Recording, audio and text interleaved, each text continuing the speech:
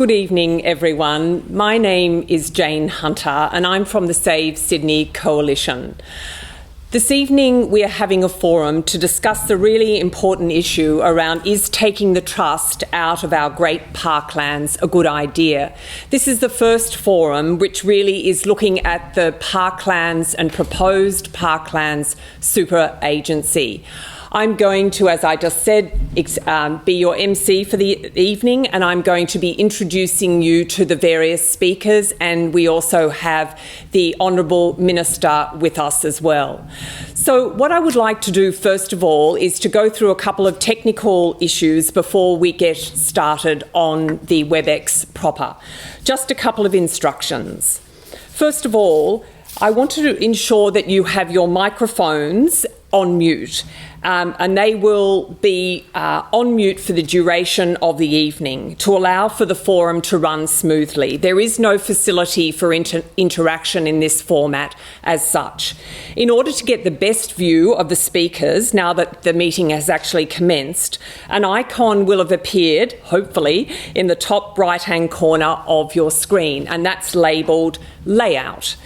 So I want you to click on that icon and select Focus. And from that, a menu should appear. This will maximise the image of the Jubilee Room, this wonderful room at Parliament House, and on your display screen, and you'll be able to see who's talking and when. So hopefully you got all of those instructions in a nutshell. Now, for this evening, many people have posed questions through our hashtag, and just a reminder, if you would like to do that, we will be collecting those over the course of the evening, and that hashtag is BetterSydneyPH. So please use that hashtag throughout the evening, and we will be able to use your questions to pose to the various speakers.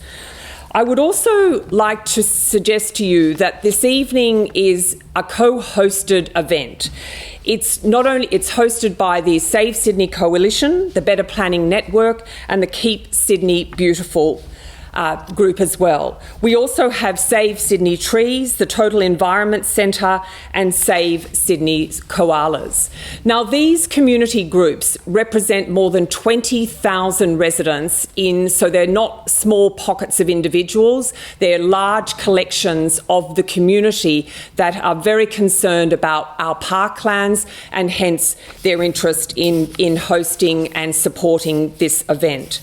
So it now gives me great pleasure to introduce our host for the evening, Dr. Marjorie O'Neill, who will be well known to many of you. She's our member for Coogee, and she's going to do an acknowledgement to country. Thank you very much, Dr. O'Neill. Good evening, everyone, and welcome to the Jubilee Room of New South Wales Parliament. I'd like to start by acknowledging the traditional custodians on the land in which we meet, the Gadigal and the Bidjigal people, and pay my respects to elders past, present and emerging.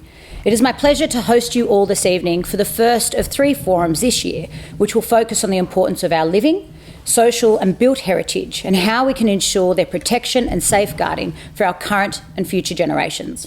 Tonight's topic is the Greater Sydney Parklands Super Agency. Is taking the trust out of our Sydney Parklands a good idea? Tonight we'll investigate the motivation behind the creation of the Greater Sydney Parklands entity and examine what this move will mean for existing trusts that have been protected by our parklands for over 40 years. In doing so, we will explore whether a consolidated board is in fact a better alternative than that of individual trusts managing separately our great parks. To date, the government has articulated that their belief that a new super agency will be better resourced than individual trusts and as such will be able to better manage, restore and expand Sydney Parklands. The government has also argued that a central agency existing under the direction of the government of the day would have a much stronger voice to protect against encroachment from developers than the existing localised trusts. This argument has been labelled by some advocates in my community and in many others as spurious, and many concerned that the movement of oversight away from the established and localised trusts would see more decisions being made out of view of public scrutiny. Hopefully tonight we can have greater clarity on these issues. I'd like to take this opportunity to thank my colleagues, the Minister for Planning, Rob Stokes, the Shadow Minister for Sport and Recreation, Linda Volz, and the Member for Balmain, Jamie Parker, for joining me here this evening, as well as thank the representatives from the Parklands, as well as our many community representatives. It is now my pleasure to introduce to you our MC for this evening, Associate Professor Jane Hunter. Jane Hunter is an Associate Professor in Education, a researcher and teacher. Her life's work to date is devoted to supporting schools to be excellent and innovative places of learning for teachers, students and the community, regardless of their context.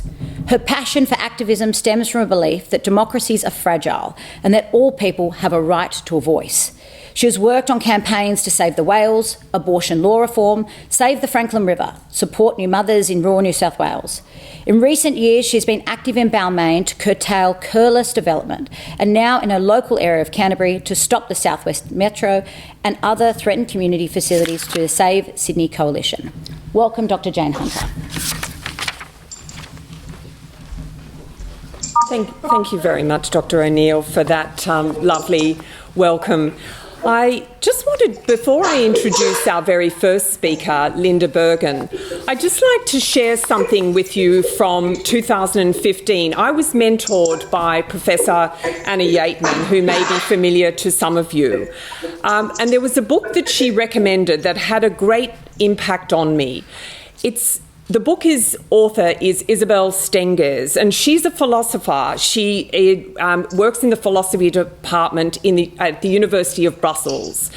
And she wrote a book in 2015 called In Catastrophic Times, Resisting the Coming Barbarism. Now, what Stengers said in her book is the possibility of global climate crisis is now upon us. Pollution, the poison of pesticides, the exhaustion of natural resources, falling water tables, growing social inequalities. These are all problems that can no longer be treated separately. The effect of global warming and its cumulative impact, and it's not just a matter of a crisis that will pass before everything goes back to normal. She argues that our governments are totally incapable of dealing with the situation. Economic warfare obliges them to stick to the goal of irresponsible, even criminal economic growth, whatever the cost. It's no surprise that people were so struck, and at the time that she was writing, it was after the catastrophe in New Orleans and Hurricane Katrina. The response of the authorities at that time to abandon the poor whilst the rich were able to take shelter was obvious. It's a symbol of the coming barbarism. I hope in Australia, and moreover in Sydney, such barbarism will not eventuate. And tonight, I would suggest to you, is a moment for hope, for trust, and for preserving and maintaining our great parklands. So without further ado, I'd like to introduce keynote speaker one, and that person is Linda Bergen, OAM. She's been a long-time advocate for Sydney's harbour heritage. And parkland areas.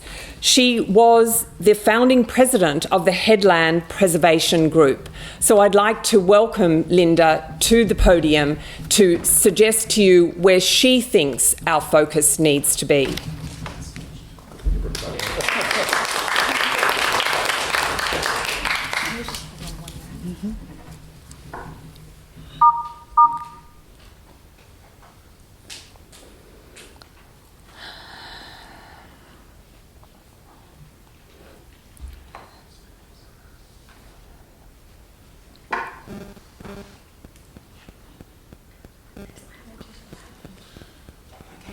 Okay. Good evening, and I'm honored to be the keynote speaker tonight. Thank you to the organizers who have done an outstanding job. Dr. Marjorie O'Neill, MP. And I just want to make a remark. I was up all night last night evacuating my family in Louisiana from being frozen. And so your comments are very timely. It's a terrible situation in the southern United States. I founded the Headland Preservation Group 25 years ago.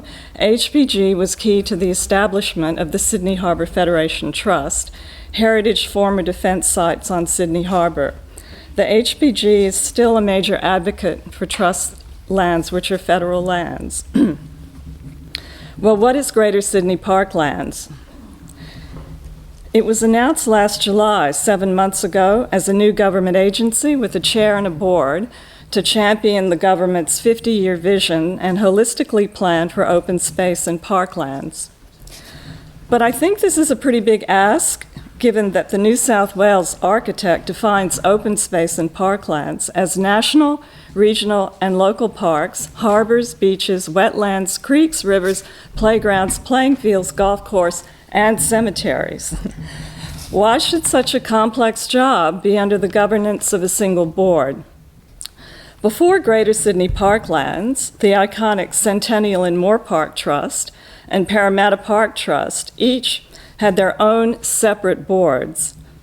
Each are very special, unique, protected historic lands. Don't they deserve dedicated governance with boards only for them? The third major trust, Western Sydney Parklands, has over 5,000 hectares, but its name should be Western Sydney Multipurpose Corridor. It is crisscrossed by roads and motorways. Only 40% is planned to be available to people, with only 15% planned for parklands. Its legislation allows commercial, retail, transport, tourist attractions, and more. It now has a water park and even a new zoo. 30% of its land is still available for development.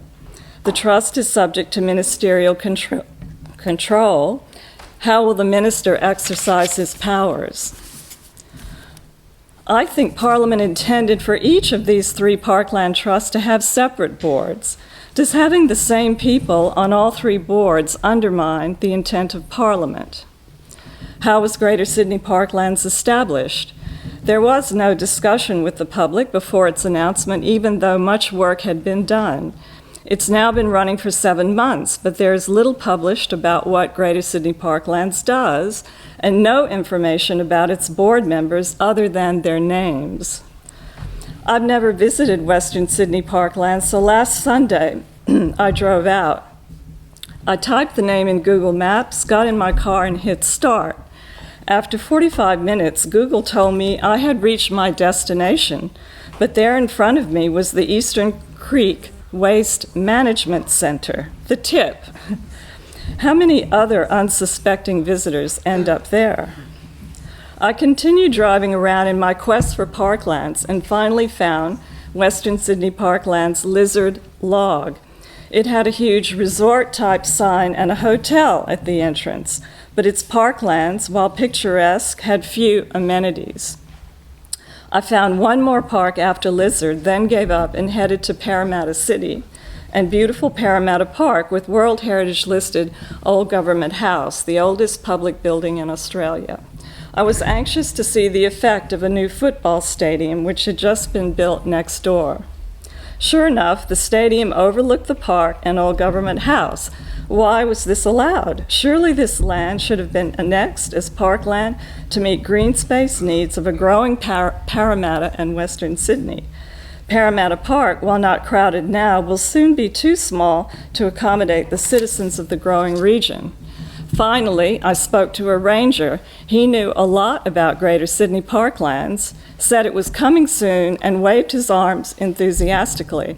So why does the public not know what the ranger knows? There are two more major parks in Greater Sydney Parklands, which are Callan Park in the inner west and Fernhill Estate, a newly purchased 400-hectare heritage property in Mulgoa at the foot of the Blue Mountains. Callan Park is not a statutory trust, has no board, and can't govern itself. Will Callan Park be transferred to the Western Sydney Multipurpose Corridor Parklands Trust?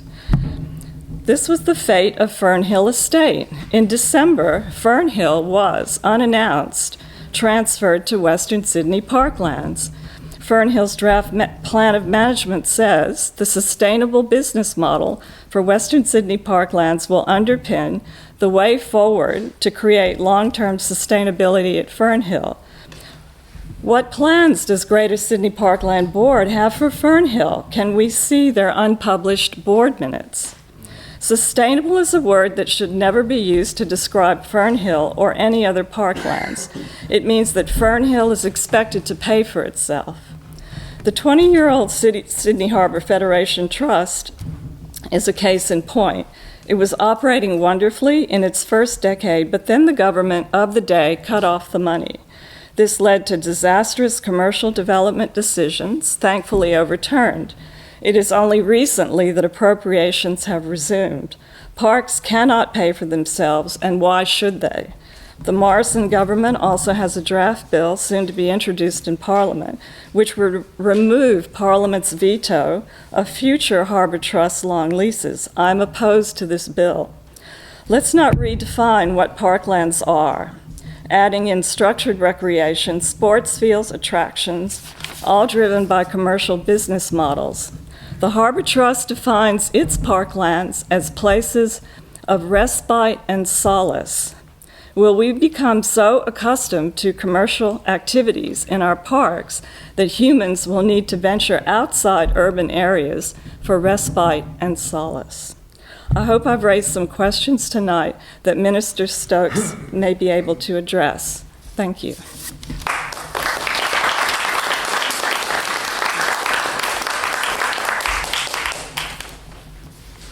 Thank you very much, Linda. Gosh, there's a lot to digest there, and thank you for that extraordinarily detailed and well-researched account. And I no doubt the Minister was making notes, and no doubt at home you will perhaps be asking some questions about what Linda shared with us. I'd like to move right along now and introduce our next speaker, which gives me great pleasure. In another life, I would have loved to have been an investigative journalist. It's always, perhaps researcher is the closest I've come to that. But certainly Wendy Bacon is well known certainly to me and to many people in this room, but also to people who are watching this evening. So Wendy has not only been active in our community for many, many decades, she's part of the Community Environmental Monitoring Network, and I'm really looking forward to what Wendy is going to offer in terms of possible solutions, ideas, and share her understanding and investigations. Thank you very much. Welcome, Wendy.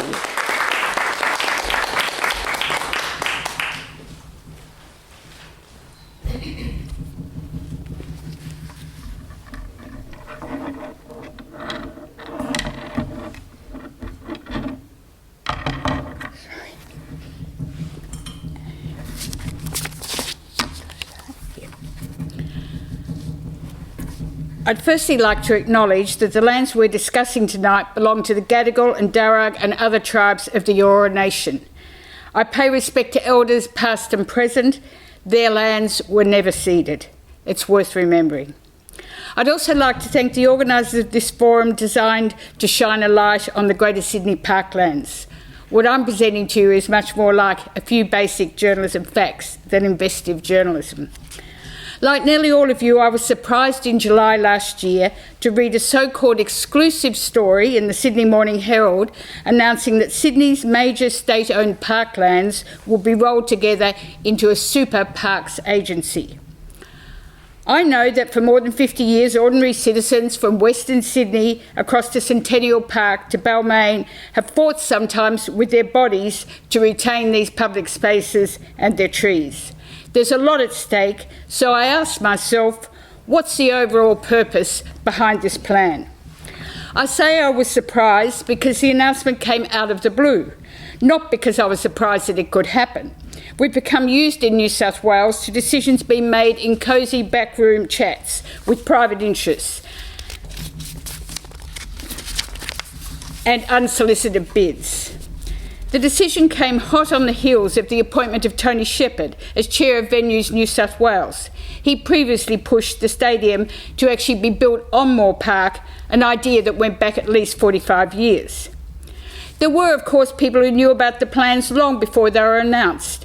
Infrastructure New South Wales had input into the discussion paper for the 50-year vision for Sydney Parklands, a document that was launched on the same day as the announcement about the Greater Sydney Parklands, which, by the way, only mentions the words climate change just once and in a passing way.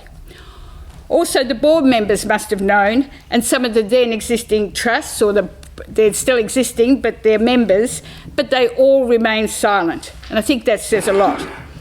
Rather than rely on the promise of the vision to be all about working with communities, I suggest that to get answers to our many questions, we look at the actual power connections of the board and the CEO.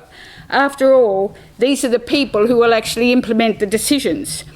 The finances of the Botanic Gardens have already been brought under the management of the finance director of the board, I was told yesterday by someone at Sydney Parklands. First of all, CEO Sue Ellen Fitzgerald. Now, I'm not saying, by the way, that these people are not good people and well-intentioned people. Since 2008, she's directed the Western Sydney Parklands and more recently Parramatta Park Trust, and now the Fernhill Estate of Mulgoa. She was quoted as favouring moving the powerhouse to Parramatta. She's a landscape architect, but has a specialty in what is called financing public parks, a slightly odd concept for lands that were supposed to be held in trust for the public. Most of us would have seen threats to public lands as things like events, venues built and occupying space, or renting arrangements, a form of privatisation that's reached just about tipping point in our own Botanic Gardens. But Fitzgerald's experience takes park financing to a different level. The Western Sydney Parklands, as Linda has explained, operate under a model of commercial leasing arrangements which earn for it far more money than any public budgeting. Fraser's property, Eastern Quarter retail development, a new commercial zoo with an African safari section, commercial urban farms and a raceway. Now, I'm not saying that I'm opposed to these if people need and enjoy them, but I definitely question whether parklands in a rich city such as ours should be funded from such activities. They are at best a compromise with environmental sustainability goals of parklands and will in the end provide further threats. The finance... Now, if anyone knows what is really happening, he's the chair of the board, Michael Rose, a resident of Birchgrove. For most of his career, Rose has worked at Allen's, then the biggest and most powerful corporate law firm in Sydney. He rose to be managing partner and knows the world of mergers and acquisitions intimately. When he left Allen's, he became a special advisor on growth opportunities to the global consultancy KPMG. A supporter of council amalgamations, he's currently chair of the planning lobby group, the Committee of Sydney. Less well known that he's also chair of North West Rail, consortium of mostly international investors with massive contracts with the New South Wales government. He does have experience with public lands through the Sydney Foreshore Authority and Sydney Living Museums. He's a very busy man. Last week he welcomed the New South Wales Treasurer Dominic Perrottet to give an address at the Committee for Sydney Forum. Now, as I said, I'm not talking about whether he's a nice or generous man or not, but what I am asking is why should one private citizen have so much influence and such a big say? Also on the board is Kerwin Lennox. She's an expert in property development and construction management who worked for Lendlease for 26 years. Lendlease is a partner of Crown Resorts, a well-known casino on the foreshore of Darling Harbour, and a developer of aged care real estate developments, including in threatened koala habitat in Western Sydney. Now she runs her own consultancy with private and public clients, and she's also a director of the real estate investment firm Charter Hall Long Whale, which has major projects in Western Sydney, including a big deal with the Western Sydney Parklands. One of the 7 directors, the corporate sustainability manager for Westpac, Siobhan Toohill, does have grassroots involvement in her inner West community.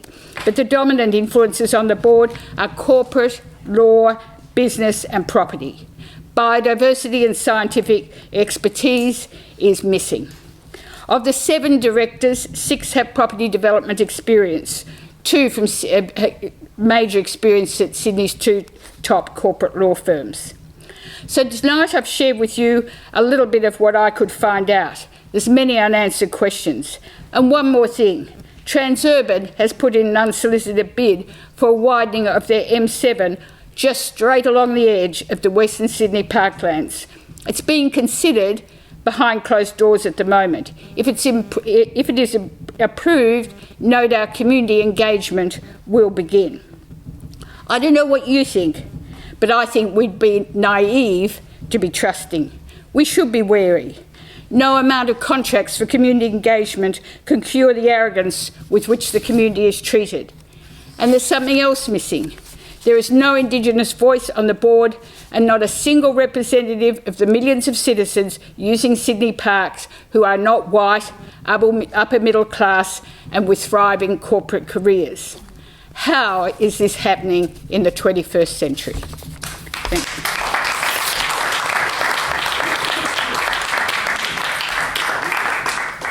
Thank you very much, Wendy. And if that's not investigation and just a few facts, well, hey, thank you so much.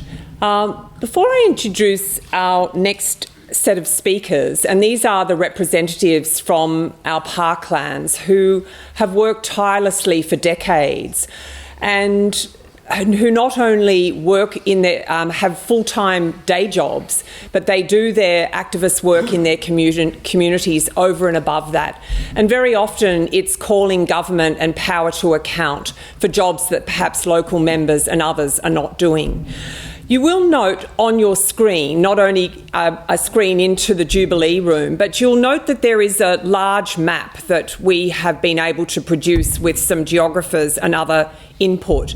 And you can see that across our large city, if you care to enlarge that on your screen, that for a city of 5.1 million and growing, it's quite a salutary picture.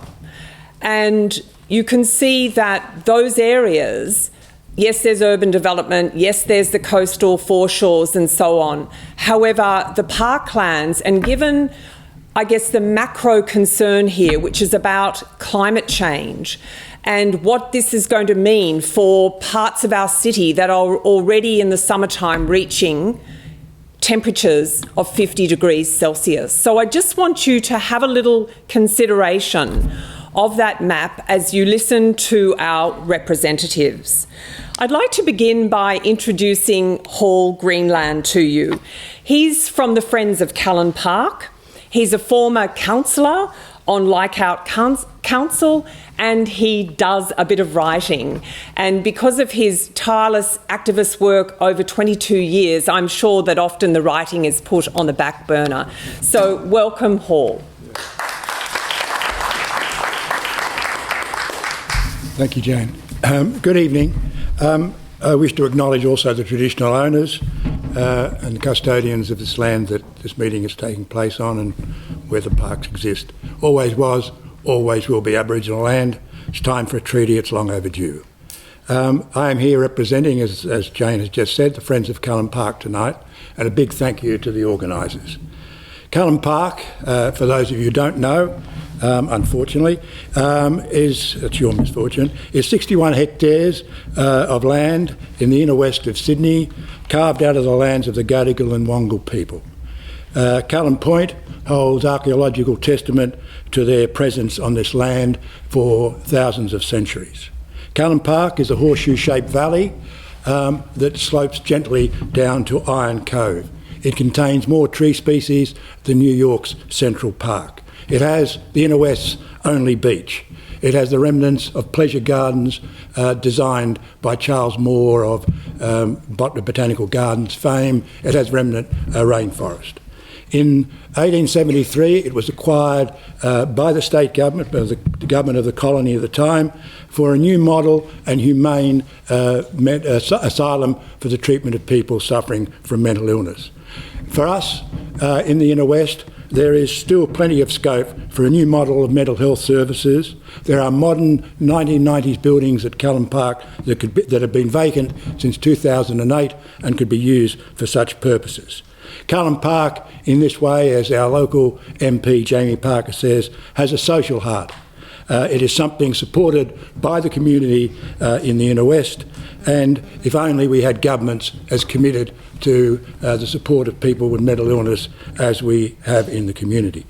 Callan Park does contain Kirkbride, the original asylum complex, spread over 5 hectares. It's a suite of sandstone buildings. It is the largest and finest collection of 19th century heritage buildings in the country. There are other heritage jewels in Callan Park as well, most of them suffering demolition by neglect after decades of government neglect. And I must acknowledge the minister's here. He's doing something to reverse that process, and that should be acknowledged. I have said enough, I hope, to persuade you that Callan Park is a rare combination of natural and architectural beauty, of recreational and social value. Callan Park may be only 1/3, as you'll see in the map, the size of Centennial Park, but arguably, I know, it is 3 times as beautiful. There goes the United Front. I dwell on the unique and special character because the Friends of Callan Park believe that this is the justification for a site-specific management trust for Callan Park. Of course, this splendid place would not have been preserved but for the repeated community campaigns since 1989 to prevent various state governments carving it up and either selling it off or giving away vast tracts for development of one kind or another. Callan Park has been saved by the people. It stands as one of the most important victories of people power in the recent history of Sydney. For this reason, to make sure Callan Park stays in safe hands, those who saved it must be represented on the trust that manages it. The Friends of Callan Park, past Leichhardt councils, our current local MP have consistently demanded that the Trust Board include the accountable local representatives. The Callan Park Special Provisions Act of 2002 contains a provision for such a trust. All it needs is for a visionary minister and government to activate it. That is, in brief, our objective at Callan Park, a democratic, responsive and well-funded trust.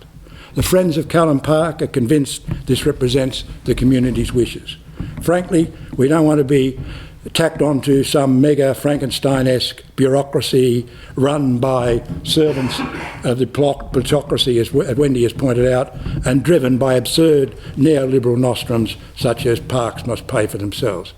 Thank you, and good luck for all of us.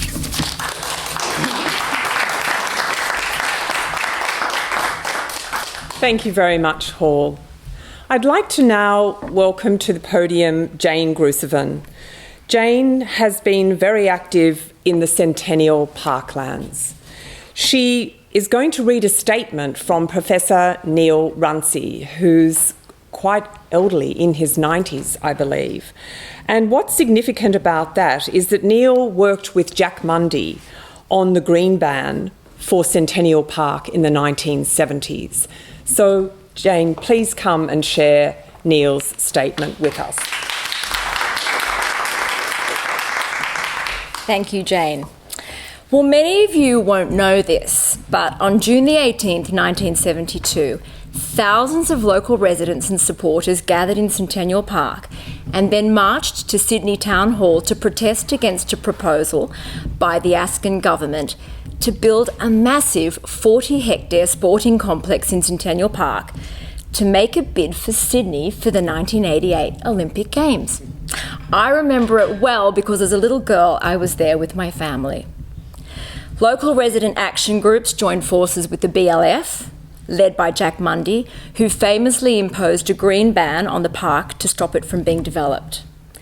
If it weren't for the courageous efforts of this union and the passionate community support led by the likes of author Patrick White, Neville Wran and Professor Neil Runcie, among others, we wouldn't have the park as it is today. I have some words from Professor Runcie, who cannot be here this evening, on this battle royal. This is an abridged version, but we do have hard copies of his full speech here. In respect to our battle nearly 50 years ago to defend the Centennial Parklands that Governor Lachlan Macquarie and Sir Henry Parkes established as the People's Parks in 1888, I wish to acknowledge the help of the broad coalition of residents, resident action groups, the BLF, politicians from all sides of government, local city councils, and the media who fairly reported our press statements at the time. It took 2 years to protect not just what Sir Henry Parkes dedicated as the People's Park forever, but to urge the New South Wales Government to find a suitable site for international sporting and expo facilities in Sydney. The upshot of these efforts was the case for moving the Olympics proposals to Homebush and for the establishment of a trust specifically to act as a protector of the Centennial Parklands in future from both public sector and private sector developers, and to include specific provisions for public participation in planning. But there is much unfinished business regarding the vision for Sydney's parklands. A post-mortem of this 1970s battle reveals political stacking of the trust and the Community Consultative Committee, plus weakness in dealing with Sydney cricket ground aggression, as well as the infrastructure proposals damaging the parklands. The appointees, with several notable exceptions, have lacked a knowledge of parkland management and preservation and of public participation in planning. This new Greater Sydney Parklands agency, administering to just 5 of Sydney's great parks, fails completely to address these weaknesses. Great parks require attention to specific and local detail and a tender, loving care from locals, as well as professionals, as well as governments. In summary, our parklands are not free goods to developers from the public and or private sectors, even if, and especially if, they are technically Crown lands, that is, land already paid for by the taxpayers. They are precious public resources not to be sold off, commercialised, or used simply to balance a budget. A more thoughtful approach to public participation in planning and maintaining parklands is needed in Sydney. Thank you, Professor Runcie, for your words. And now, here we are again, fighting unsolicited tenders for development on trust land. Our parklands should be above politics. We need to invoke the spirit of Professor Runcie and others on what the values of our parks are and why fighting for them matters. Because once gone, they are gone forever. Just like the magnificent trees along Allison Road and Anzac Parade for the completely underwhelming light rail. I will leave you with Patrick White's words from that rally in 1972. Your parks are your breathing spaces. Guard them, cherish them. Parkland is valuable, and greedy eyes see the money in it. So you must always be on the alert. Hang on to your breathing spaces in this developing and already over-congested city.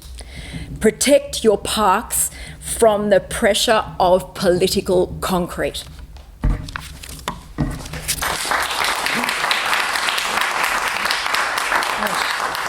Thank you, Jane. Such powerful words and so many visual images just in that beautiful statement. Thank you so much. This evening I've had the pleasure of meeting Lisa Harold. Now, Lisa, and I'm going to do a bit of a shout out to The Guardian here because I did read just in my preparation for this evening that Lisa Cox has, lots of Lisas, has done the most fantastic story today, and it features Lisa, and she's a very self-effacing, modest person. But I'm telling you this because it's an extensive story and investigation of her work. And what has struck me just reading that particular article is the layers and layers and layers, and to what end, which is what she says in the final quote. So without further ado, I'd like to introduce you to Lisa Harold. And Lisa is the public officer of the Friends of Fernhill and the Mulgoa Valley. So welcome, Lisa.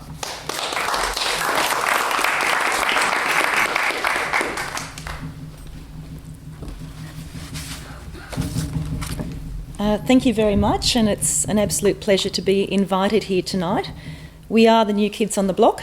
As you would all know, Fernhill is just a new acquisition by the New South Wales Government. I would like to challenge that it is also the most beautiful park that has been acquired by the New South Wales Government. And I can assure you that to what Linda mentioned about respite and solace, you can find that by spadefuls at Fernhill. So I'm here on behalf of a newly formed group called the Friends of Fernhill and Mulgoa Valley. But the campaign to conserve Mulgoa Valley and Fernhill is not new. The Mulgoa Valley is located in the Nepean Valley. It's just a 5-minute drive south of Penrith. It is on the very western edge of the Cumberland Plain. The rich biodiversity unique to the Cumberland Plain, Indigenous and colonial heritage have been backed into a corner in Western Sydney, and that corner is the Mulgoa Valley. We are flanked by urban sprawl, Glenmore Park, stages 1, 2 and 3, what I'm now calling the Aerocropolis. It's a combination of an international airport and a plethora of super cemeteries, is all evolving on the boundary of the Mulgoa Valley. Mulgoa has, since the 1980s, and since the inception of the State Regional Environmental Planning Policy number 13, been protected by legislation and by the immense efforts of committed community representatives. What we have conserved is a unique tapestry of heritage buildings, rural landscapes, and wonderful biodiversity.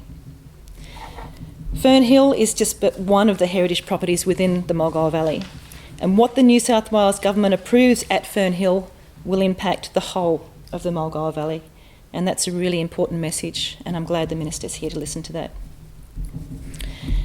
The Mulgoa community has opposed subdivision and unsympathetic development for many decades, and we have held such hope that New South Wales Government's acquisition of Fernhill would relieve us from yet more campaigns to preserve this exquisite property. The Greater Sydney Parkland Plan of Management for Fernhill, currently in draft form, is no different from the proposals by previous incarnations of developers that have tried and failed to destroy this heritage jewel. Because our biggest threat to Fernhill currently is the veiled proposal of residential development, retail and hotels.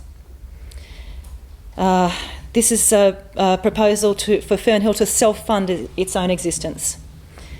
This residential expansion contradicts every recent local and state planning document which recognises the heritage and environmental values of the Mulgoa Valley. Yet, amidst the development frenzy of our region, is green space a need or a want? And we suggest that for the thousands of families relegated to apartment living or affordable housing that omits backyards and front yards, green space is a need. And we ask that Minister Stokes re-evaluates this self-funding model that threatens to impact the heritage and environmental values of not just Fernhill but the whole of the Mulgoa Valley. The proposal by the Greater Sydney Parklands to develop residential accommodation on Fernhill happens to occur in an important habitat area. And I brought a photograph in tonight of the critically endangered Regent honeyeater, and I'll hold that up. I'll hold up a picture because it's really unlikely that you'll actually see one in real life. There's only 350 of these birds left, and they're at Fernhill. In fact, 2 of them bred a chick in December 12 months ago. It was only one of 5 known successful breeding attempts by these birds. And its habitat is precisely where the residential development is proposed. But that's been ignored in the plan of management. So, we are grateful to have a voice here tonight. We are disappointed that perhaps the fight for Fernhill is not done. We look forward to working with the managers of Fernhill, but we would like to have a voice. And we think it's important that community that has been passionate about this area for such a long time has that voice and a position at the table. Thank you very much.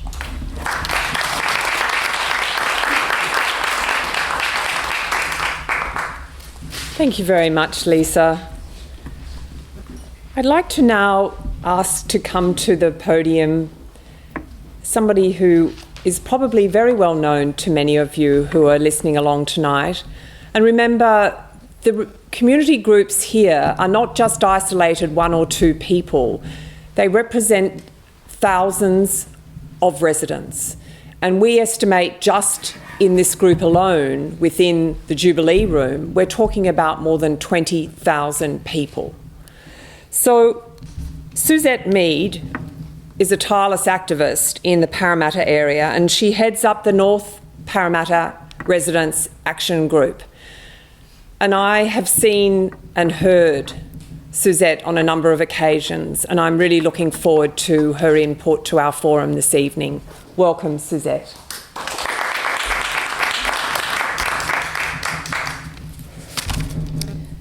It's a shame we have to be here tonight, but I'm glad to be a part of it. The People's Park. Parramatta Park occupies the former Governor Macquarie's domain. It contains Old Government House and Dodd's Farm. Without the success of, the new colony surely would have failed. But now it's celebrated with the Bankwest Stadium lurching over it. The transition of Parramatta Park from the Governor's domain occurred in 1858. It was over 245 hectares and it was dedicated to the people of Parramatta's health and recreation. And it was deemed that a minimum 200 hectares must remain free from sale. The need to raise revenue for maintenance has led to many activities and initiatives over the years, which have left an impact on the landscape. Agistment for stock, sale of sand dredged from the river, a Formula One racing car track, hiring areas for community and commercial events, and the creation of an artificial amphitheatre. Between 1952 and 1975 alone, a total of 43 acres of the park was leased for use by licensed clubs, sporting groups, as well as the lease of Old Government House, first to the Old King's School and then to the National Trust. The most political and acrimonious excisions have occurred in the early 1980s and again in 2017 with the building of football stadiums. Waiting in the wings is a 200-room hotel that the Parramatta Eels Club is applying to build on leased land from the Park Trust. Despite the history of neglect, excision, exploitation, the landscape of Parramatta Park has become an integral part of our community. The People's Park. It has deep meaning for the community of Parramatta, and as a place of recreation and play, it has engendered a strong emotional attachment and a sense of place. Parramatta Park is in the Parramatta area of the Darug people and has remnants of the Cumberland Plain woodland. It has colonial heritage celebrated with its UNESCO World Heritage listed as part of the Australian Convict Listing sites. Yet, it's being squeezed and under constant threat between the growing development of Parramatta and Westmead. Now, 5 years ago to the day, I was in this place speaking as a panellist for the Better Planning Network forum discussing the reforms we must impose on our government to include community and planning. Now here we are again today from parks all over Sydney, battling to not have our voices removed even more to allow for the divestment and commercialisation of our public green space. The community of Parramatta do not trust the government to manage our parklands and our heritage in Parramatta. It is a constant battle for community to fight for public land, public pools, and is widely publicised at the moment. Our heritage is under constant threat. There is no transparency. There is no honest engagement with the community, so the trust is gone.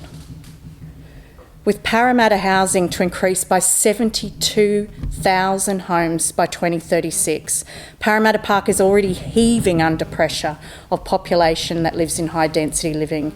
It's imperative that we grab, before it's too late, the chance to add to our parklands, not remove land, and certainly not allow the provision for that to happen. I believe a forward-thinking and responsible government should add to Parramatta Park with the Cumberland Hospital 26-hectare botanic and heritage estate to the Park Trust lands, and by doing so returning it to almost its original size in 163 years ago. If not us, then who? If not now, then when? Thank you.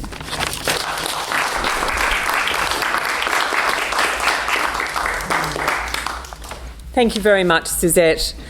Wayne Olling is from the Western Sydney Parklands and the Blacktown and District Environmental Group incorporated on the Western Sydney Parklands Trust. That's a term that's been used quite often throughout our forum this evening. So let's welcome Wayne to the podium, and thank you so much for coming.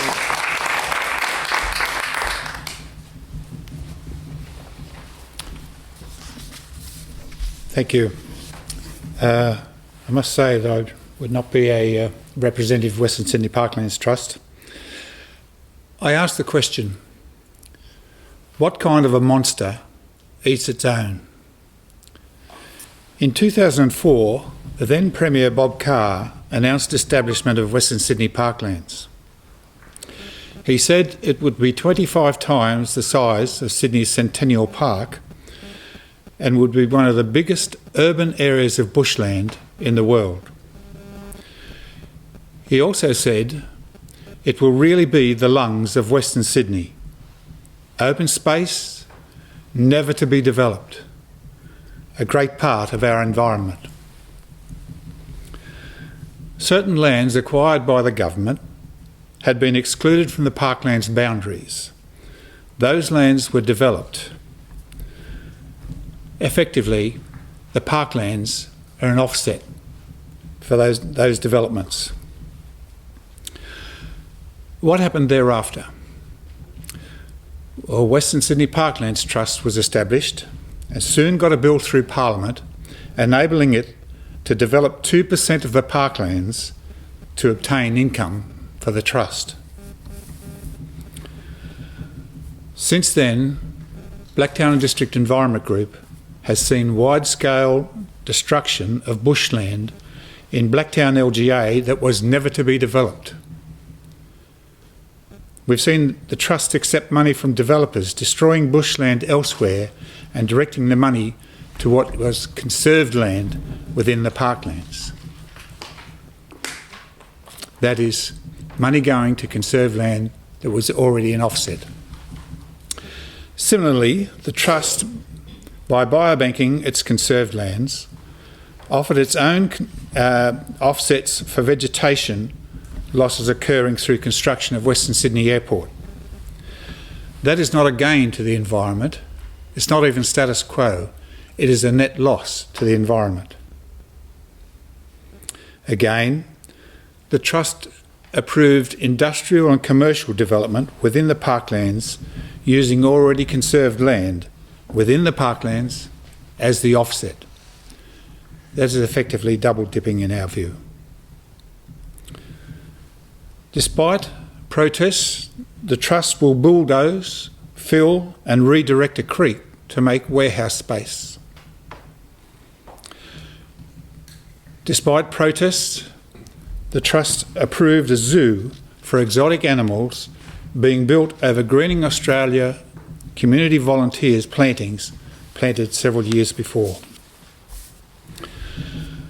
The Trust has destroyed habitat for rare birds, a pair of black bitterns being two of those. A couple of feral deer have become herds of feral deer in the parklands. The Trust is a business, giving priority to commercial and people activities over and above the original intention, that is, preservation of bushland. What kind of monster eats its own? In my opinion, Western Sydney Parklands Trust is such a monster. That which was entrusted to its care, it abuses and consumes to keep itself alive. It has lost sight of the original goal and is a bad model to be an alternative to trusts existing elsewhere in Sydney.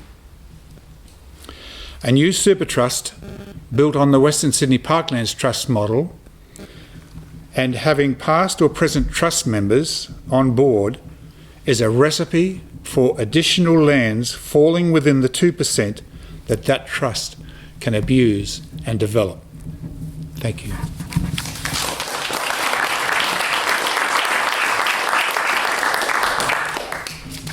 Thank you very much, Wayne. And that brings to the close of our representatives from various communities. And I want to thank them for coming out this evening and for the tireless work that they do. It's silent work. It's behind the scenes. It's relentless. I thank them all very much.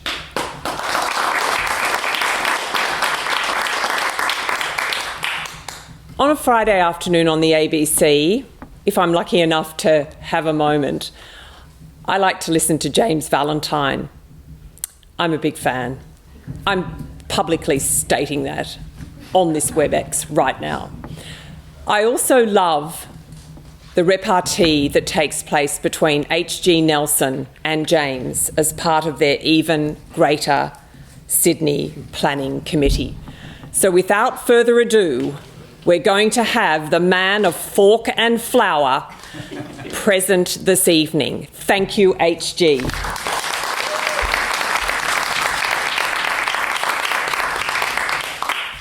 Thanks very much for those kind thoughts and a wonderful introduction. Now, Sydney Parkland people, thanks for downing the secateurs and the rake, and a very warm welcome to gardeners everywhere via the Zoom streaming facility.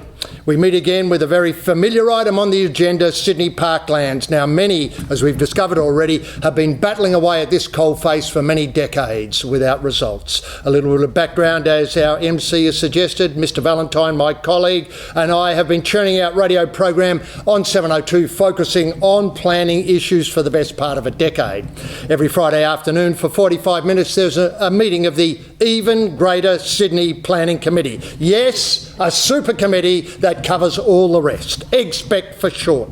EGSPEC is an overarching body tasked by ourselves, I might add, with coordinating all the various arms of planning in the City of Sydney. Not in our wildest dreams did we think a decade later we'd have such fun bagging Sydney planning for so long.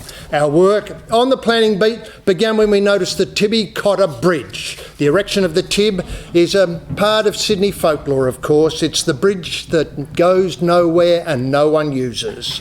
Apart from walking over it myself, I've never seen anybody on it, and I'm sure people who know the bridge can agree with that observation. So why is the Tibby Cotter there?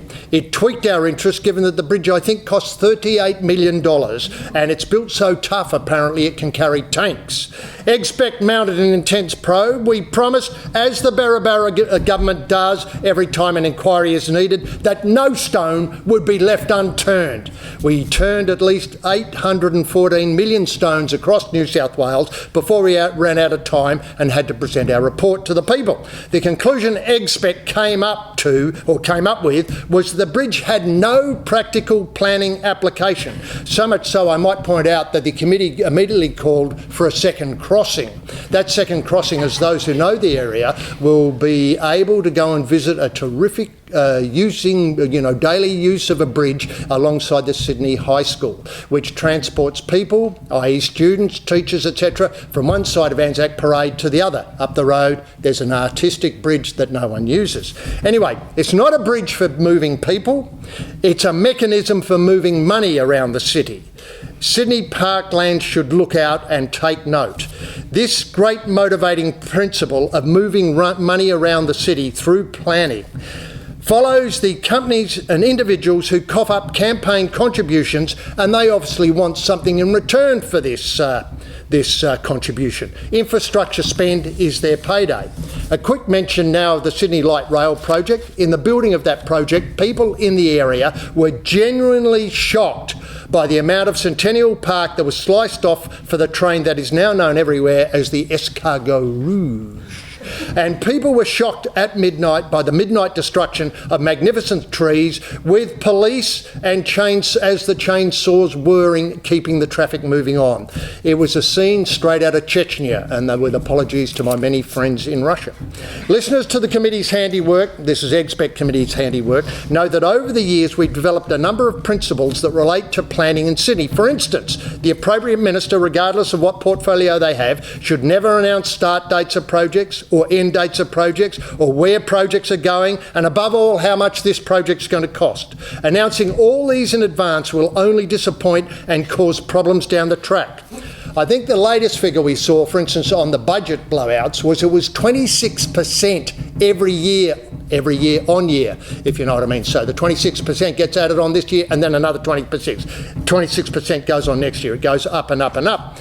And when they all have been revised and delayed and rerouted, all we see is egg dribbling down the minister's face. That's all. No responsibility, no change, no promise of improvement in the future, just egg. And the pioneering work of our overlocking, should I say, a great breakthrough was the unlocking, if the government's interested in, unlocking in the value of congestion around the city. We immediately saw that congestion is exploitable.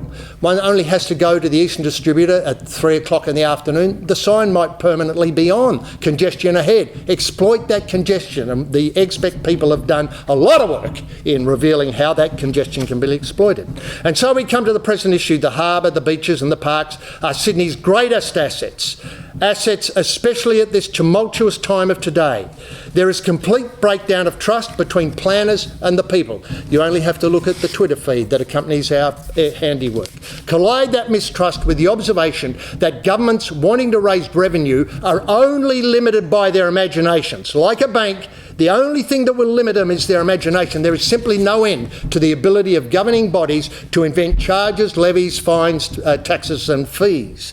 The city's great parks are already overrun by weddings, dog walkers, bike riders, boot camps, fun runs, film sets and coffee carts. And who knows what financial wheezers the government will think up unless they're reined in and another means of organising finance is approved. We have to future-proof these great parks from Macquarie Street's revenue needs. This Parklands Trust restructure creates a one-stop shop for everything, a shop that chops out the concerns of the people of Sydney and beyond. And Clive Palmer is not even yet on that committee, and I know John Singleton is licking his lips to get involved. I could point out that First Nations around the world believe that the planet, in Australia's case, believe that the land belongs to everybody and it needs to be looked after by everybody in perpetuity. It's not a bad idea in the current circumstance. I noticed that the Sioux Nation in America believe that the land has to be looked after for people in 7 generations' time.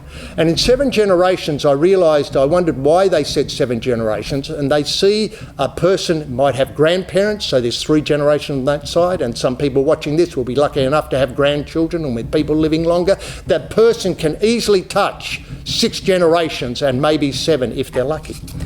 Most people, as I mentioned, can remember their grandparents and ask them what exactly was the city of Sydney was like when they were growing up. Finally, can I leave you with the thought that it's not our gold, it's not our wealth, it's not our technology that's our greatest asset. In the matter of Sydney parks, our greatest asset is our ignorance. Ignorance that the past is not a good indicator of what will happen in the future. Ignorance of unintended consequence. Ignorance of the likely priorities of future governments when they see Sydney's parks. Sadly, that asset, my very good friends, that ignorance is completely renewable. And this one trust fits all proposals is a down payment on the continuance of that ignorance.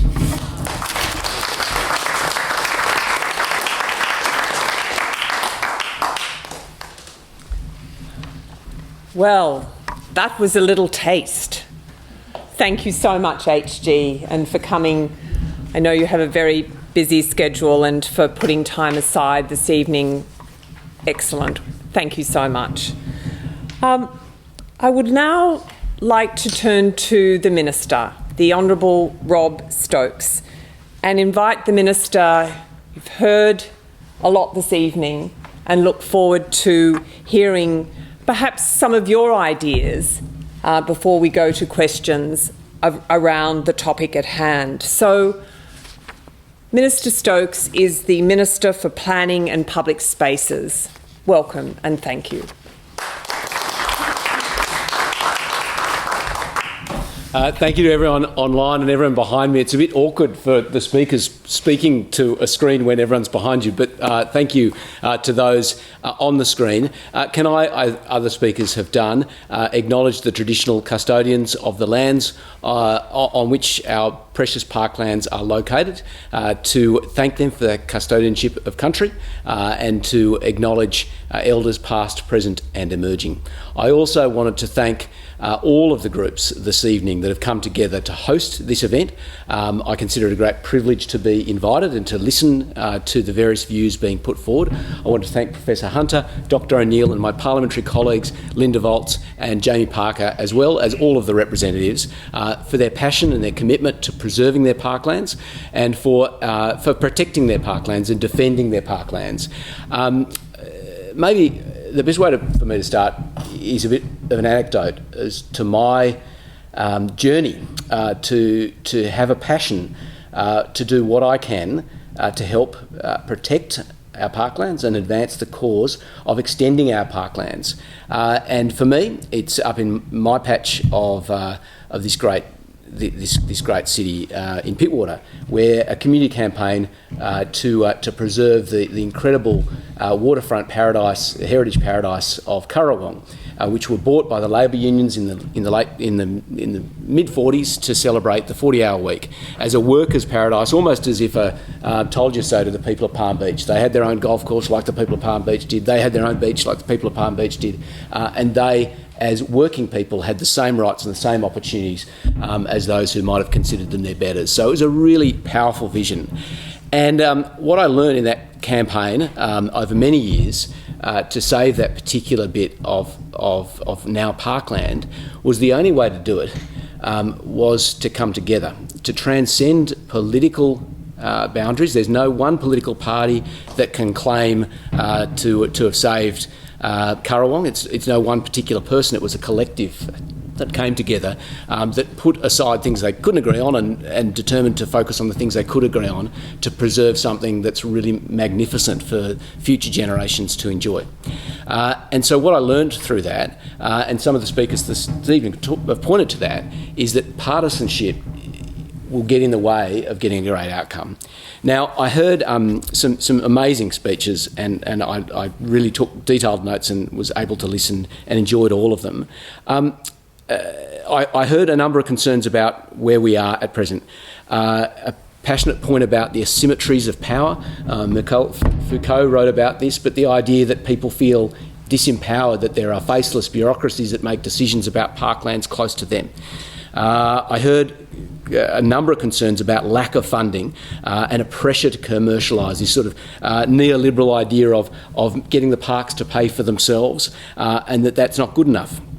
I heard concerns about historical politicisation of appointments, of a lack of democracy, some impassioned ideas about the actual destruction of bushland through the model facilitated by parklands, a lack of transparency, that board minutes aren't available. I take that point in relation to the current board, and I think that's a good point and something that should be corrected. And this idea that the trust is gone. And then Suzette made a really wonderful speech in the end, said, if not us, then who? If not now, then when? And I agree. We are here as a collective with a platform to do something to make our parklands safer, to leave a legacy for future generations, to work collectively together to deal with some of these challenges that have been noted and some of the problems that face us. Look, as a minister, in one sense, I can just do nothing here. But you don't elect me to do nothing. You don't elect Jamie or Linda or Marjorie. You elect us to give us a platform to do things in the public interest. And the only way we can do that is do that collectively. So Suzette also said, it's a shame we have to be here. In one sense, and I totally understand the motivation behind that, but I also think it's actually great that we're here. And in one sense, if putting up a body with flaws, I'm not suggesting it doesn't have flaws, brings us together to figure out how to do it better, then surely that's a good thing. then surely there's actually something to celebrate about tonight. I appreciate the cynicism, and I appreciate this. There was an idea that the trust is gone. Well, that's not good enough. We need to figure out how to put it back again. And so, I appreciate there will be different models. There will be different ideas of how to organise things appropriately. In one sense, I think we can do both. I think at the moment we have Centennial Parklands that has really strong legislation and capacity to engage in community consultation that's not available for the other parklands. We have places like Callan Park and Fernhill that don't have trusts at all. We have legislation that has flaws in it. We can leave it as it is, that's fine, or we can fix it. There are, in some areas, no legal prohibitions to governments of the day just deciding to sell bits of land. Is that good enough? I don't think it is. I think we can look to create legislation that does create a way in which we can provide recurrent funding to parks that doesn't require unnecessary commercialisation or privatisation of public space, that doesn't involve relying on the vagaries of Treasury from time to time. Yes, there are all sorts of problems. Yes, there's all sorts of cynicisms, and there's historical reasons to be cynical. But I'd encourage us to say, well, is this a reason not to do anything, or just to take that what we've got is good enough? Clearly, we've heard tonight that it's not. My passion is to work together to try and make it better. The only way we can do that is together. If we fight each other, we won't achieve anything. I don't want to do that. I want to work collaboratively. And if the worst we achieve is we don't achieve anything, that would be a shame. But I think if we work collectively together, we can provide a really good legacy for future generations, recognising these parks belong to the people. As Sir Henry Park said, when he created Centennial Park, this is a park for the people. My vision is, rather than having a series of parks in a city, let's have a city in a park. And in Britain, one of the shibboleths of planning is the green belt. In Sydney, it works differently. We've got the vestiges. The Western Sydney Parklands are the vestiges of the green belt envisaged by the planners in the Cumberland County Plan. The other bits of our green belt are sort of determined by the national parks that enlightened leaders of the past safeguarded. So what can we do now? That's my commitment to you. I want to work with you. Sure, we don't have to do anything. But again, I think that would be a shame. And I think the fact that we've come together is great. I'm listening. I want to work with you. And let's find a model to make our parklands safer, to make them better, to fund them more appropriately, to make them more democratic, and to make them operate more transparently. Thanks very much.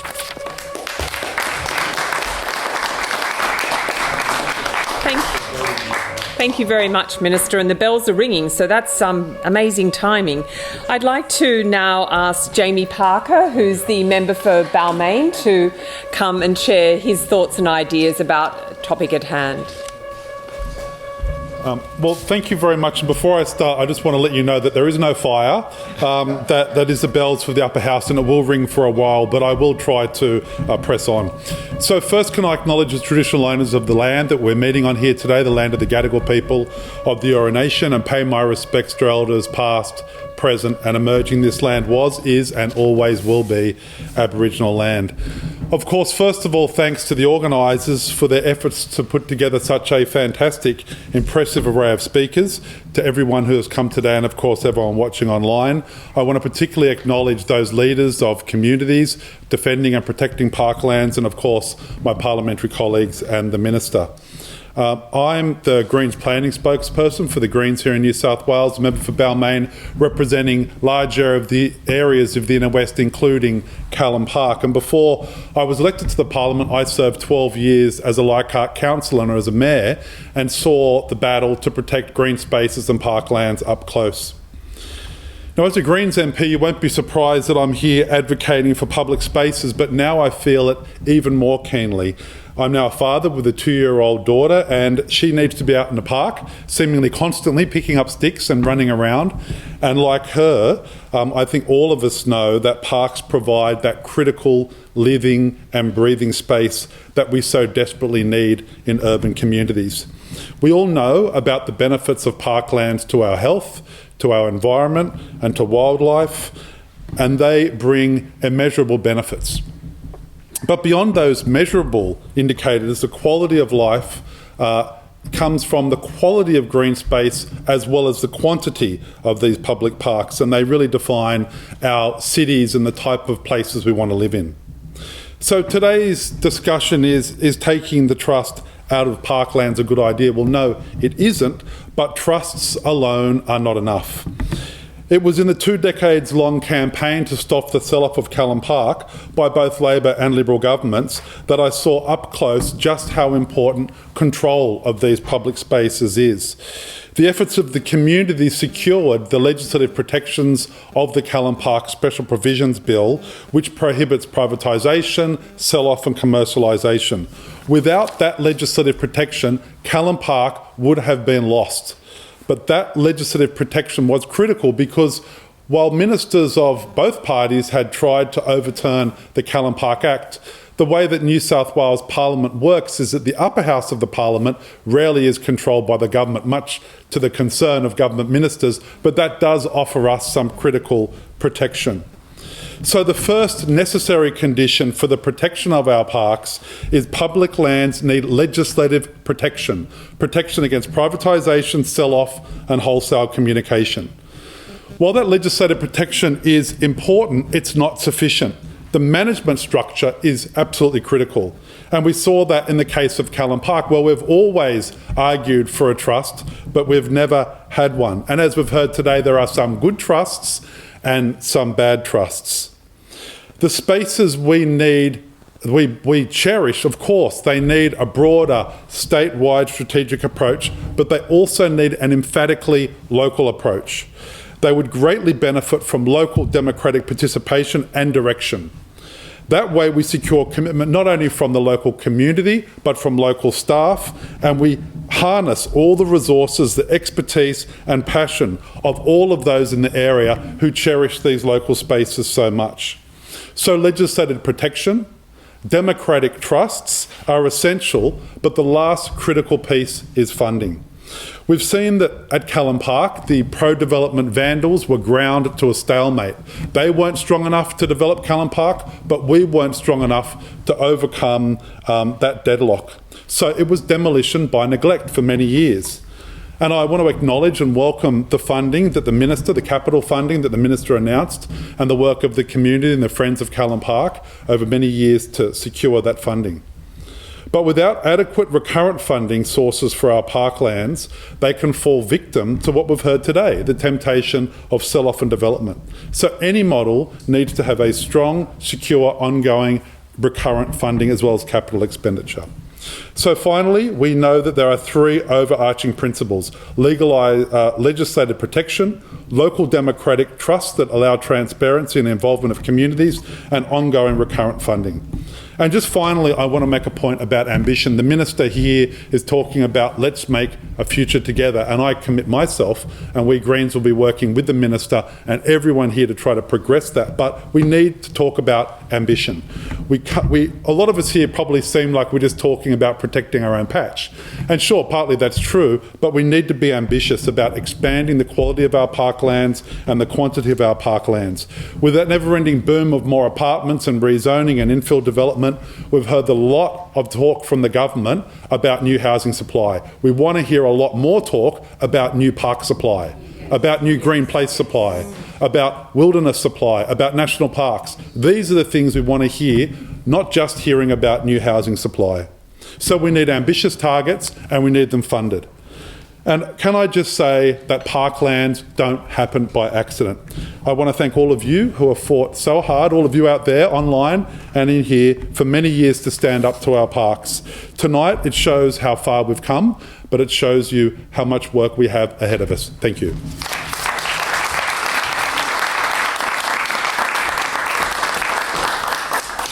Thank you very much, Jamie.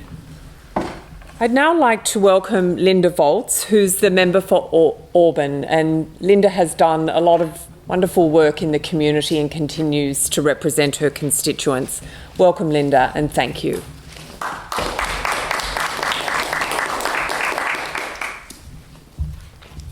Thank you, and I'd also like to acknowledge the Gadigal people and pay my respects to their elders past and present. I'm actually the Shadow Minister for Sport and Recreation, and Rob's right, it's very hard talking into the screen with everyone behind you, and I have carriage for the opposition in terms of our open spaces and our public parks. I have a long history with some of these parks. Parramatta Park Trust is a parkland I grew up on. Centennial Park, when I was a member of the Australian Regular Army, is a place that I've run around a lot when I was posted to Randwick Barracks, and I know both those parks well. The question here is, what model do you have for parks? At the moment, these parks are protected by legislation, and there's two important things about the legislation that protects these parks. One, the lands are scheduled. For Parramatta Park, for Centennial Park, and for Callan Park, those lands are defined by Acts of Parliament. And if a government wants to do anything to those lands, they must come back to the Parliament. As Jamie Parker made the point, they may be able to get it through the lower house, but the upper house is a different beast for them to get that legislation through. That's what protects the parks and its lands. It's very important. And Western Sydney Parklands, of course, has legislation that covers it. The other thing that has happened in the past with parklands is the trusts that sit there. And a trust is only as good as the people you appoint to it. Now, we've seen some very powerful trusts.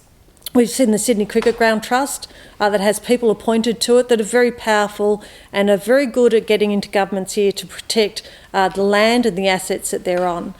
Parramatta Park Trust, all through as much as I can remember when Tom Uren wasn't the member, Tom Uren was the chair of Parramatta Park Trust, along with representatives of council, Aboriginal people and archaeologists. It was a very, very good trust model that brought everybody together and worked to protect the trust lands, which they are empowered to do so under the legislation that they have now. Now, the problem we have with the Greater Sydney Parklands agency model that the government's putting forward with now is one that it ignores the legislation that's actually here and the law of the Parliament as it's laid down. And those acts are very different. The Act that protects Callan Park allows for no commercialisation. It allows community and not-for-profit groups to go on there, but it protects those parklands under a criteria that have been laid down in its legislation. And that's very different to the legislation that protects, that is centred around Western Sydney Parklands. And you've already heard how much of the Western Sydney Parklands model has already had an impact, particularly at the Blacktown end of that electorate. Now, when you bring in a new model and you want to make it overarching for all these pieces of land, you're combining all these different elements that you have already.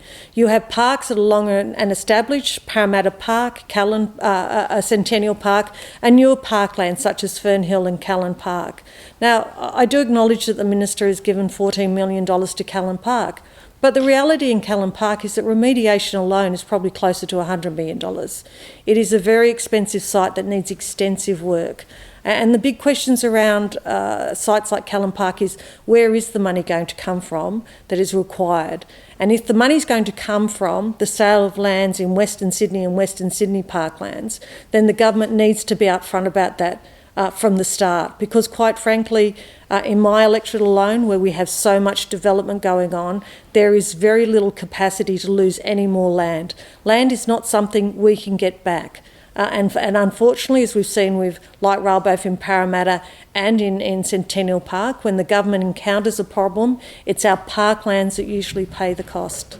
Now, the only example we've had from government recently on parklands and legislation and how they work is the Sporting Venues Trust, which is like the parklands, all had their individual trusts and now been put into a super agency. And when I got the legislation for that, to make it the greater agency, eventually bringing in the Sydney Cricket Ground Trust, I was surprised about two specific things that were in the piece of legislation under the Sporting Venues Authorities Bill. One was it allowed the Minister of the Day to gazette designated and controlled lands. That meant that the Minister could say by gazetting that this land could be designated, therefore you could put a hotel or a commercial operation on it, or that this land could be controlled, meaning you could put residential development on it. Now, I had those taken out in the upper house, but their intention was clear that they wanted any land that was scheduled to have a get out of jail free clause where they could gazette and make that land residential or commercial development. The other thing they slipped into the sporting venues bill was the ability to hand over any of Sydney Olympic Park's assets to any other government agency. Now, that effectively overrode another piece of legislation that protected Sydney Olympic Park, which also has the important Millennial Parklands in it. And it was really a clause that would have allowed the government to break down Sydney Olympic Park and hand out its assets, including its head lease agreements on things like ANZ Stadium, to other agencies, and that would undermine the Millennium Parklands and their revenue base forever into the future. Now, the Minister actually has responsibility for the Sydney Olympic Park Authority, and I'd be interested to know where their board has gone as well, because under legislation they have a board that is meant to be there protecting parklands. The reality is that trusts should be going by their core value, which is to protect their parklands, and they used to, and the trusts are only as good as the people you put on them. But at the end of the day, it is the scheduling of the land and the requirement that government has to come back at every opportunity that it wants to take any of those public lands away and take it at least before the Parliament that gives some protection to our parklands. If those trust bills had not been there, those parklands would be significantly less than they are now. That's why I think the model we have now at least offers protection. The government must on each parkland bring its case before the Parliament. It still hasn't handed over Wisteria Gardens that it promised to do when it built the stadium that was meant to be added to Parramatta Parklands.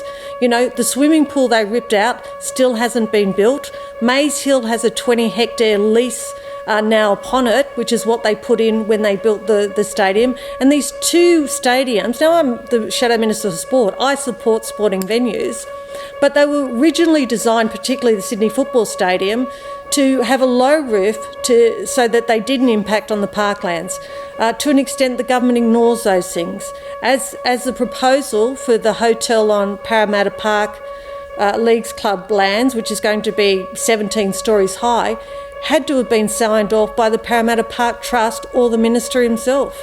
And quite frankly, for such a historic site, it's not much protection for our parklands.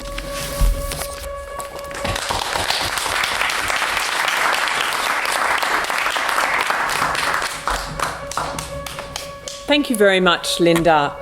Look, we're quite aware that was a really wonderful exercise from my perspective as an educator. I think it's really important the public know a lot more about what is planned and being planned, and I think tonight is a step towards that understanding. So I hope those people at home and here have learned some new things about what is being planned, and certainly something about the various community groups that are represented here. What we're going to do now is we've run a little bit over time and I guess a lot of the speakers had such critical things to talk about. So we are going to go to a 20-minute Q&A. We've been inundated with questions using our hashtag, and so I would like to ask you to stay online for a little bit longer. We're going to finish up in about 15 to 20 minutes, but I'm sure there are questions that you have asked already of the Minister that you would like to hear responses to. And so with the people in the Jubilee room, I would invite you also to think about questions that you would like answered in this live situation. So I'm just going to move back to my desk and we're going to go to the question and answer now.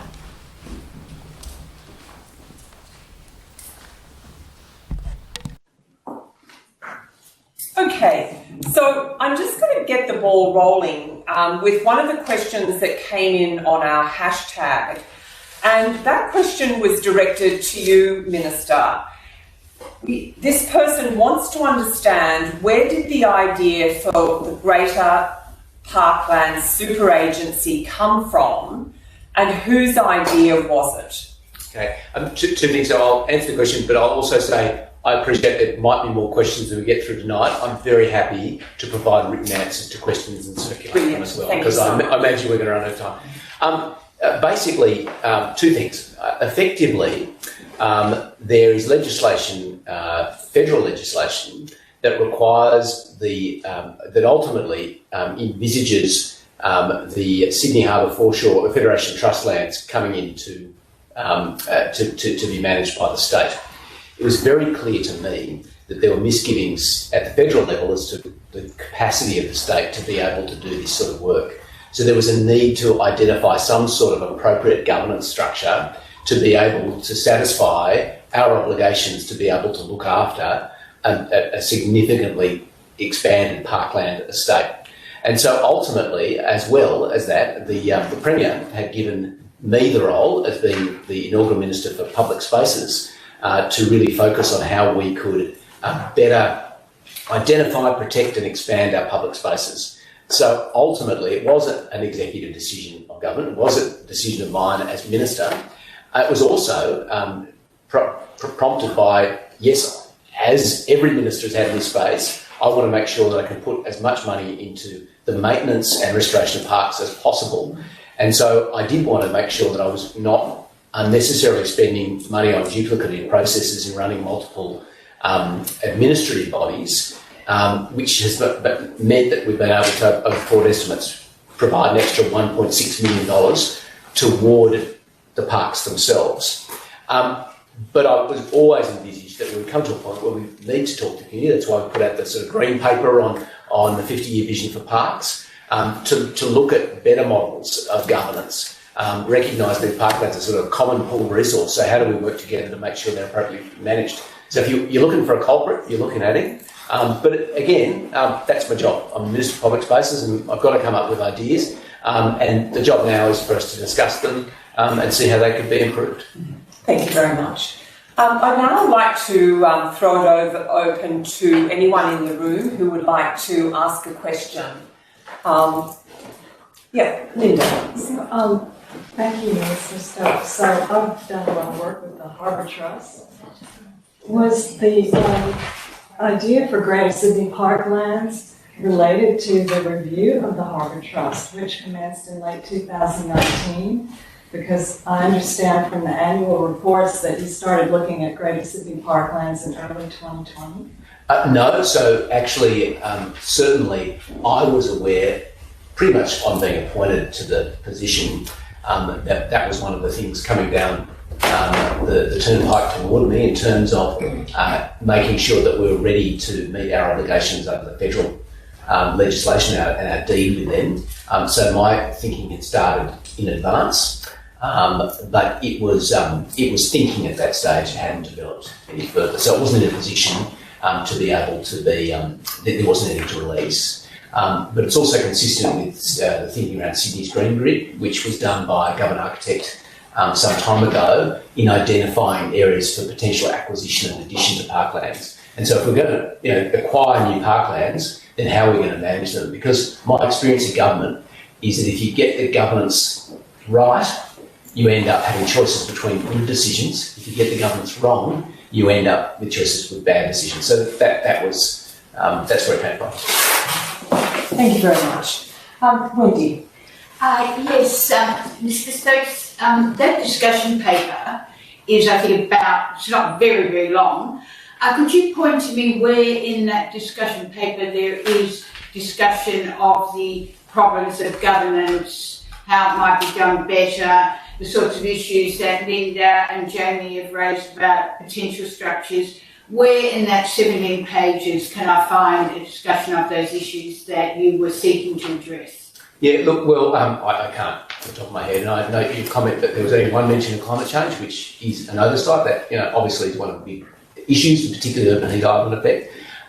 And look, I can't give you a page reference, but I'm telling you now, what I seek to do with everybody here is, that's my intention. I want to figure out how we can better look after the parks. There have been, lots of testimony given tonight that collectively we're not doing a good enough job, so how can we fix it? Thank you, Minister. Just on the back of Wendy's question, another question from the that came in quite early when we started to talk about this forum is, how does the Greater Sydney Parklands propose to communicate with the community, Minister? Well, the initial kick-off discussion piece was, a very broad piece about the 50-year vision for Parklands, which was seeking public feedback as to how we proceed from here. Then, the more granular, the more ideas that come in, and the more granular we can go. If there was, and I've heard, ideas about how we could improve legislation, if that was something to do, then that would presumably give rise to a potential white paper process and an exposure draft, if that's what we sought to do. Ultimately, we're here in a parliament, which is a lawmaking body. One of the tools that we have is making law. Certainly, I'd be very keen to look at that, but I'm not going to obviously, and as has been pointed out by my political colleagues, you have the wonderful defence of an upper house that is not controlled by government.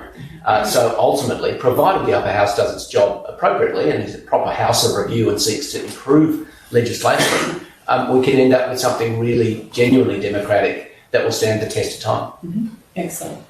Okay, Damien, would you like to just introduce yourself, please? Yes, Damien Holcroft.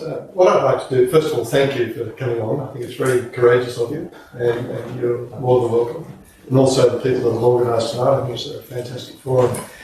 The word trust has been mentioned many a time, and what concerns me is when you look at the Greater Sydney Parklands board, as mentioned by Wendy earlier on.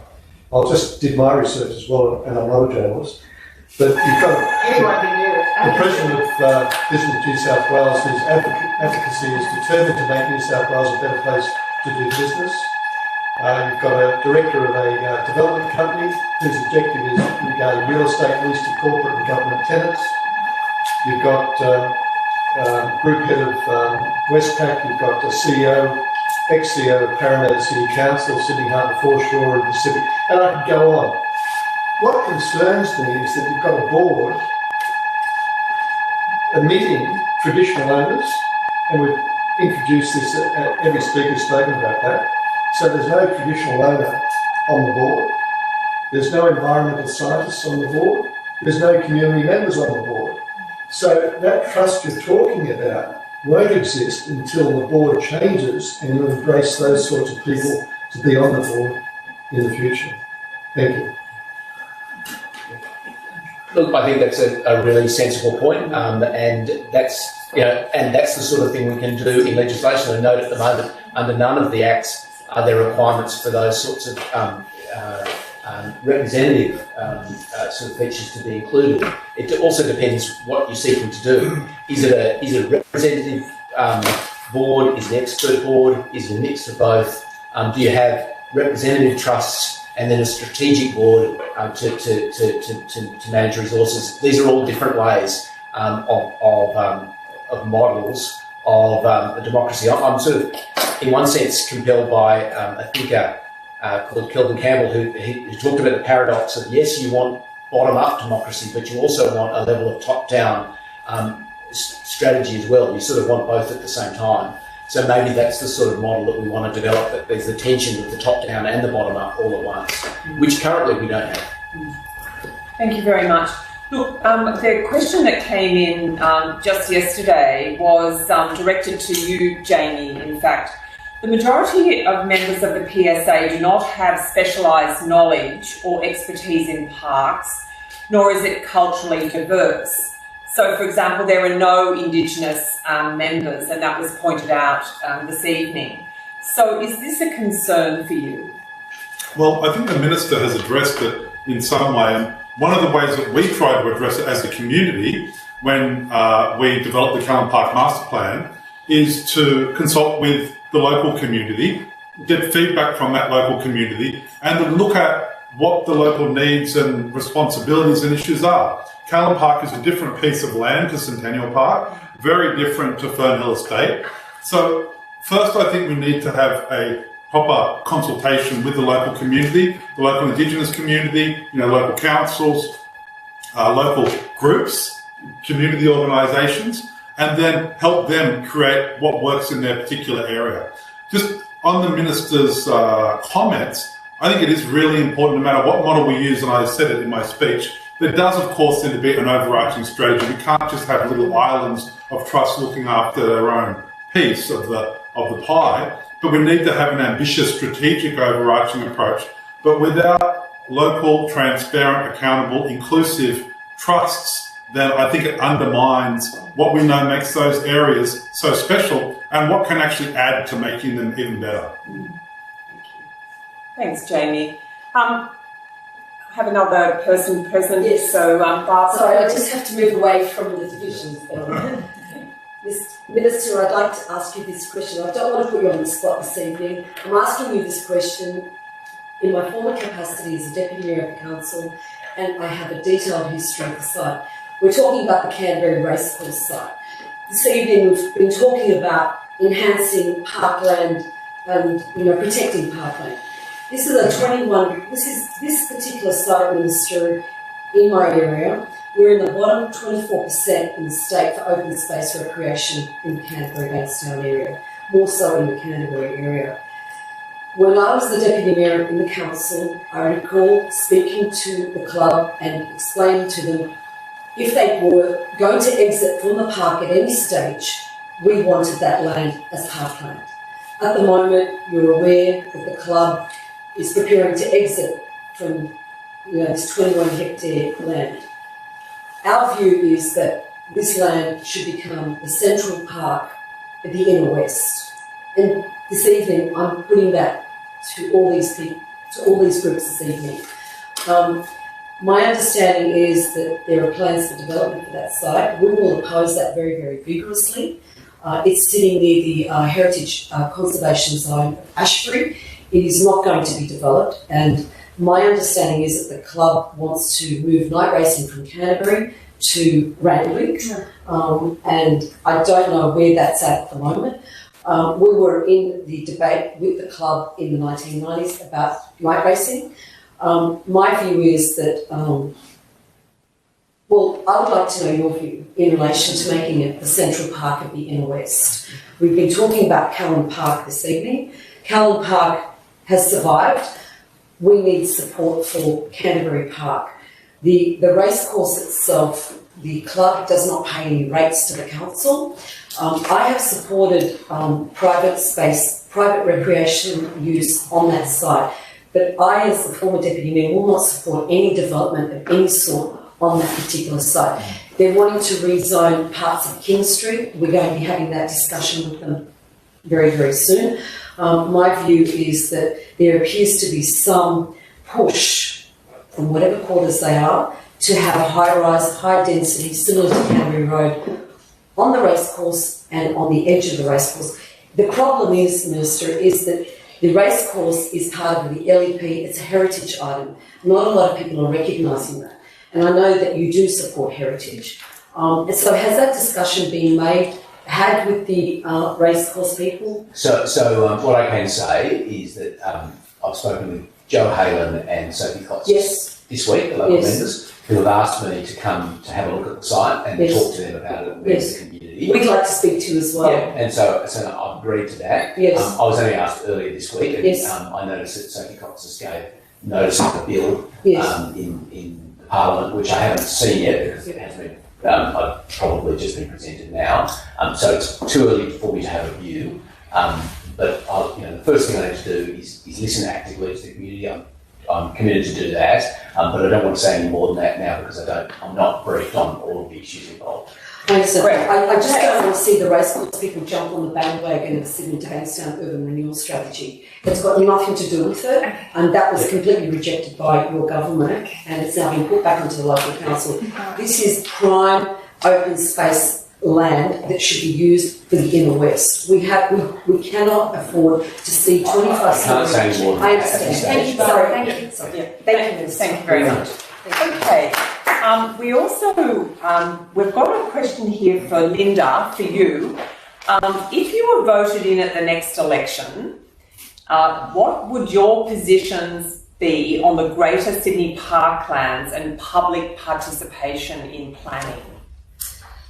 Planning, of course, is a completely very broad, and obviously my colleague Adam Searle is responsible for the planning side of it. He's not here, but obviously, in terms of the Greater Sydney Parklands, I do believe that you have to have someone driving protection of the lands and driving the parkland and how it operates. Now, that doesn't mean you don't have some commercialisation.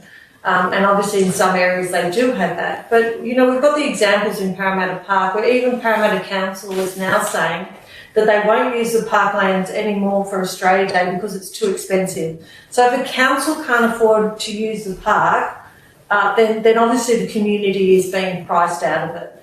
And I think that it's really important that councils do have some representation on those local parklands, simply because the councils do a lot of event management. They do have a capacity to work in with the parklands, and they do have elected representatives that come from the community, so they're vitally important in terms of having representation and at least some say on those parklands. As I said, I've got a great affection for Parramatta Park Trust, and there's always been a conflict there with people trying to divert parts of the parkland away, and we've seen that around Parramatta Stadium in the 80s and more recently, and what's been happening with Maze Hill. But it's actually the delivery that's important, that if you commit to putting something into a park, that you actually deliver it. Parramatta Park no longer has a line item in budget. So we just have no idea how much money is actually available to this park. I mean, you can have an overarching administration. They've done that with the Domain and Botanic Gardens and Centennial Park. They didn't need to change the Act or the trust structures to do that. They've done it with Parramatta Park and Western Sydney Parklands. You don't need to change the Act to maintain those trusts. The question is, when you get to the super agency and it becomes an overarching, well, let's see what we can achieve for the whole of Sydney. Well, there are parts of Sydney that seem to get treated a lot better than other parts of Sydney. And my biggest concern, being a member for Auburn, where everything seems to impact negatively on us, and we've ended up with the second largest seat, the second highest unemployment, the second highest homelessness because of the policies. There's easy pickings in the parklands, and then there's harder pickings, and I don't want Western Sydney to be the poor loser. Great, thank you, Linda. That's a very comprehensive answer. We're just about to wrap up. One last question. A couple of days ago that I noticed was around will the Western Sydney Parklands establish a koala corridor to the south that connects with Mount Gilead? So I'm wondering, Minister, if you're able to shed any light on that. Look, I point your question into the Cumberland Plain Conservation Plan, the Cumberland Plain Conservation Plan that's trying to deal at a strategic landscape level at what lands need to be protected strategically. The problem with, I suppose, the whole biodiversity offsetting model is that it tends to be reactive rather than strategic. And something that has, I guess, that I'm looking at spatially is how to continue the Western Sydney Parklands, or at least the protected lands down toward the Mount and Botanic Gardens and beyond. There's sort of, it's interesting the foresight of the people who got behind, the communities who agitated for the creation of the Royal National Park and the Green Chase National Park and the Blue Mountains National Park, created the bookends to Sydney, but to the north, flood constraints stopped development. To the south, we've obviously got a whole lot of historic decisions made about land development back in the 60s and 70s, and there's no real landscape break to stop the sprawl to join up to Mittagong, Barrel and beyond. So we do need to strategically look at that. I'm very keen to look at that, but there's no policy of government at this stage.